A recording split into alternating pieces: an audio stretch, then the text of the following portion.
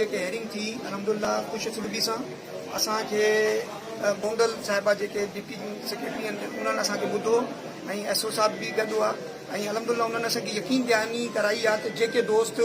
परे 40 या 50 या 60 किलोमीटर परे विया आहिनि उन्हनि खे वापसि कयो वेंदो जेके दोस्त बीमार आहिनि उन्हनि खे बि जेके वापसि उन्हनि जी पोस्टनि ते आणियो वेंदो ऐं फीमेल जेके आहिनि उन्हनि खे फैसिलिटेट कयो वेंदो प्लस असांजी तंज़ीम जो चवण इहा आहे त जेके STR पॉलिसी तव्हां जारी कई हुई उन STR पॉलिसी तहत तव्हांखे जेके आहे उस्तादनि खे उनजी सेम पोस्टनि ते रखिणो आहे UC वाइज़ रखिणो आहे ऐं तालके जे अंदरि रखिणो आहे अलहमदुलिल्लाह तंज़ीम इन शइ ते बिल्कुलु क़ाइमु आहे रहंदी ऐं असीं पंहिंजे उस्तादनि जो तालके वाइज़ ऑर्डर क़बूल करण लाइ तयारु आहियूं पर तालके खां ॿाहिरि हिकिड़े उस्ताद खे वञणु न ॾींदासूं ऐं न को वेंदो इंशाअल्लाह अज़ीज़ ऐं इन शइ ते उहे सभु एग्री थिया